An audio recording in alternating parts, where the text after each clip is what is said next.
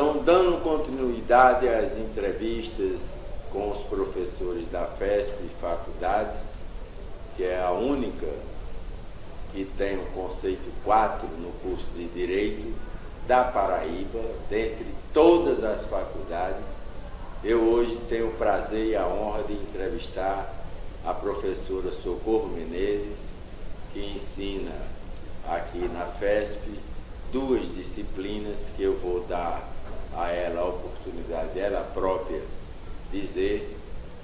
E eu queria perguntar à professora o conceito que ela tem da FESP Faculdades, do curso de Direito da FESP, e eu queria que a senhora desse o seu conceito sobre a nossa instituição. O conceito que eu posso dar para a FESP Faculdades é o conceito melhor possível. Uma instituição que trabalha com ética e com qualidade, que coloca à disposição do seu alunado toda uma infraestrutura necessária para qualificá-los e aprontá-los para atender às necessidades do mercado de trabalho. É um conceito que superaria o 4 que o MEC deu. Esse é o meu conceito da FESP Faculdade.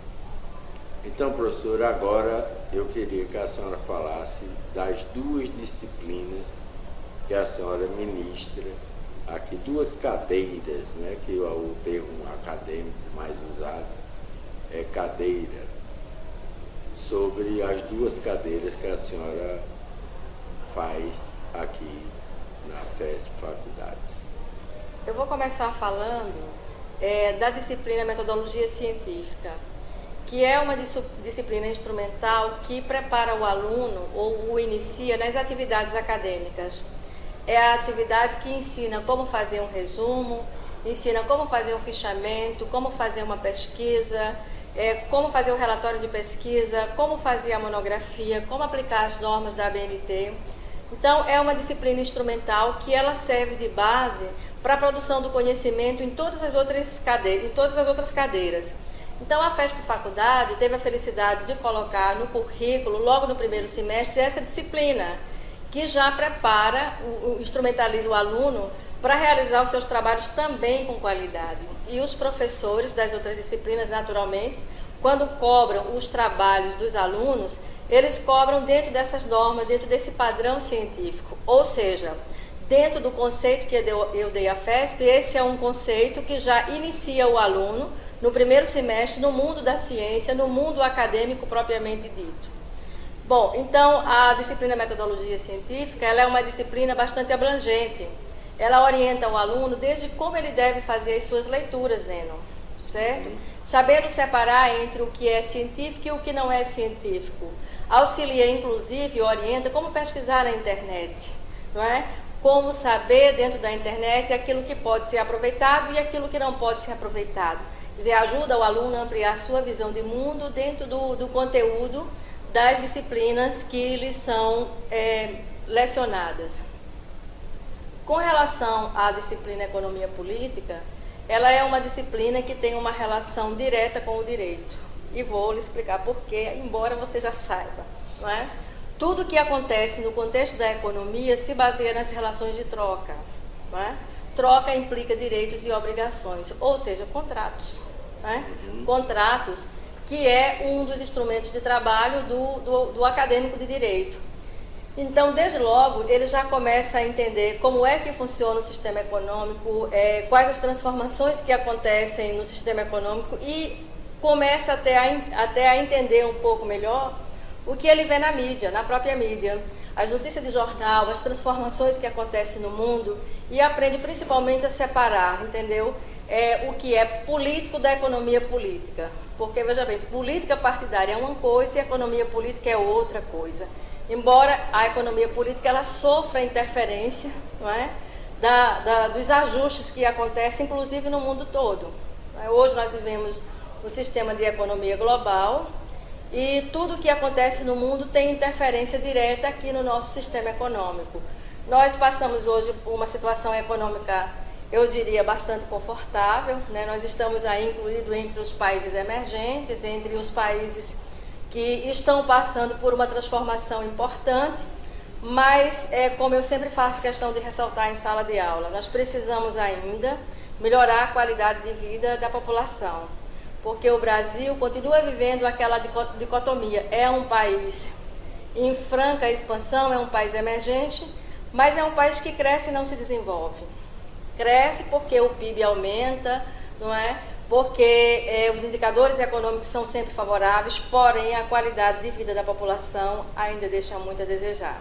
Aproveitando essa questão da população não aproveitar o crescimento que o Brasil está tendo durante esse período, eu ouvi na rádio esta semana que apenas 51% da força de trabalho é inscrito na carteira de trabalho. Formal.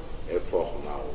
Isso. Então, nós estamos devendo 49% da nossa população ativa para o trabalho está entrando no mercado informal, que tem um crescimento, tem uma renda, porém não tem os benefícios que a lei trabalhista dá à nossa população.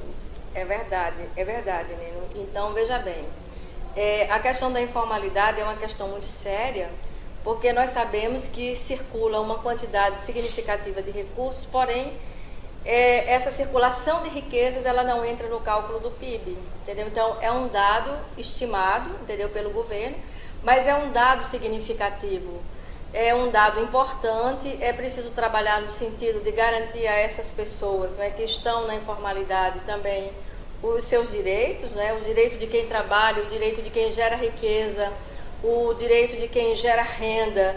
Muitos deles até empregam. Nós encontramos casos, por exemplo, de pessoas que trabalham na informalidade, oficina mecânica, que às vezes tem 5, 6 funcionários, entendeu? Todos eles sem carteira assinada também, não é? Porque a empresa ela não é registrada, ela não é formalizada. O dono não é formal, né? O dono não é formal, os funcionários também não. Então, é uma mão de obra que está empregada, mas ela não entra no cômputo geral, entendeu? Dos indicadores econômicos. Então, o acadêmico de Direito, quando ele cursa essa disciplina Economia Política, ele passa a ver essa situação e a formar uma imagem crítica a respeito disso. Uma vez que essa é uma das áreas, entendeu, que é de muita simpatia para os acadêmicos de Direito, a situação trabalhista, não é? O ingresso nessa área de trabalhar com questões relacionadas ao campo do trabalho, dos direitos do trabalhador. Não é? Esse é um ponto básico da disciplina Economia Política. Entender o contexto político do país como um todo, entender os indicadores econômicos, saber interpretá-los, até mesmo saber fazer os cálculos, por exemplo, de quando você tem que deflacionar ou quando você tem que inflacionar. Isso é importante no cômputo dos cálculos que são feitos para as indenizações, não é, que são cobradas nas diversas varas onde os profissionais da área jurídica atuam. Então, esse é um ponto importante dentro desse contexto da economia política. Muito, muito importante, né? Porque sem esses dados, aliás, com esses dados não sendo levados a ser computado formalmente, há uma perda enorme em termos de demonstração para o mundo o que representa o Brasil economicamente, né? Porque, como eu disse à senhora, que 51% só da força de trabalho está registrada formalmente, nós temos 49% da nossa população ativa para o trabalho que está totalmente fora dos números que poderiam ser apresentados ao mundo para o Brasil, não é mesmo? Exatamente. E esses indicadores serviriam ainda mais para o próprio governo traçar suas linhas de ações políticas, não é? Porque a gente sabe que o nosso sistema econômico ele é um sistema por natureza excludente, é um sistema capitalista, onde a concentração de renda fala mais forte, ou seja, só quem ganha dinheiro é quem tem dinheiro, não é? Os trabalhadores eles não têm como investir a não ser vender a sua própria força de trabalho, para poder garantir a sua própria subsistência, não é? E se você tem mais de 40% da população trabalhando na informalidade, entendeu? Esse é um dado preocupante, entendeu? Esse é um dado preocupante e, como eu dizia a você anteriormente, isso nos coloca na questão daquele patamar em que nós crescemos, mas não nos desenvolvemos. Por quê?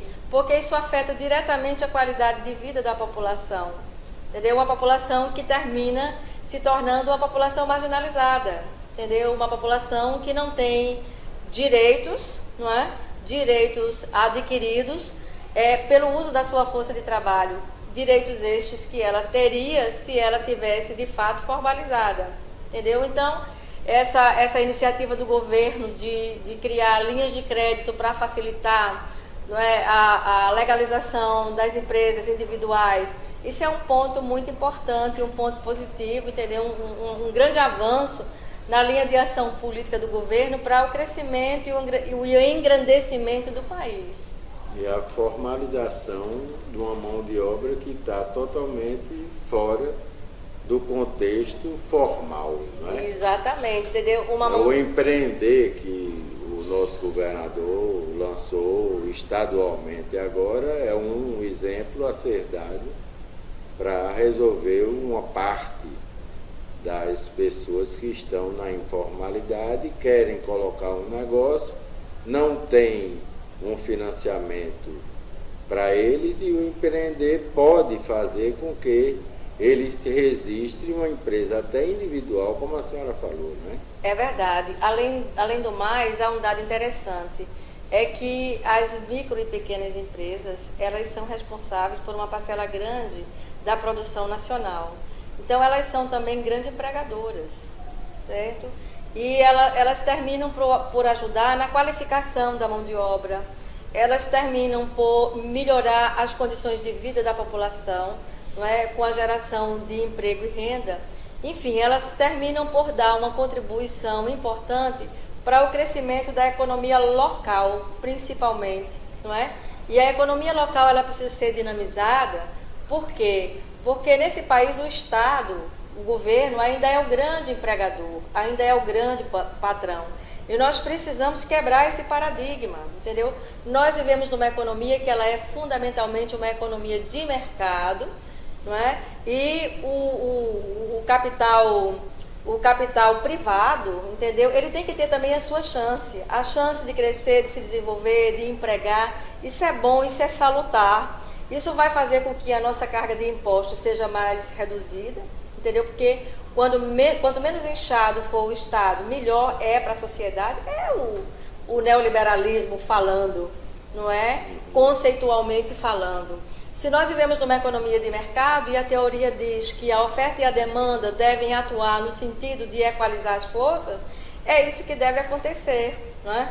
Então, o governo atuaria nesse contexto. Essa é uma outra vertente da nossa disciplina, é mostrar como é que o governo atua, qual é o fundamento das políticas públicas, entender, por exemplo, que a própria lei de responsabilidade fiscal, ela é uma lei fundamentada numa teoria econômica, que é a teoria do orçamento equilibrado. Não é que tudo só funciona bem assim, você não pode gastar mais do que você ganha, entendeu? Mas a economia, ela te dá oportunidade de você fazer isso. São os cartões de crédito, são as facilidades de financiamento, enfim, se você não tem dinheiro, você compra e você se endivida, não é? Então, a disciplina Economia Política, na forma como ela é ministrada aqui na FESP, ela dá a oportunidade ao alunado de fazer uma reflexão sobre isso, sobre as tentações do mercado, entendeu? E sobre a necessidade de nós nos orientarmos no sentido de mantermos o nosso orçamento também equilibrado. Pois, professora, eu agradeço muito a participação da senhora nessa nossa exposição dos professores e também dos alunos da FESP para mostrar a qualidade tanto do professor quanto o aprendizado por excelência do alunado, que nós vamos fazer tanto entrevistas com professores como também com alunos, e agradeço a sua participação. Suas duas matérias são de enorme valia para todos nós Inclusive agora eu me lembro da mais-valia que a senhora sempre falou nas aulas, não é? Mas não é o caso nosso. E agradeço sua participação, com muita honra para mim e para a FESP de tê-la como professora aqui nessa instituição. Neno, sinceramente, eu é que me sinto, entendeu, honrada em fazer parte do quadro de professores da FESP. Uma instituição de ensino que está ganhando espaço no mercado, que trabalha com ética e responsabilidade social. Inclusive, na minha disciplina, nós temos tido a oportunidade de fazer isso, realizando atividades, entendeu? E prestando também assistência a pessoas carentes, a instituições sociais, tudo isso fruto do trabalho dos alunos. Muito obrigado, professor.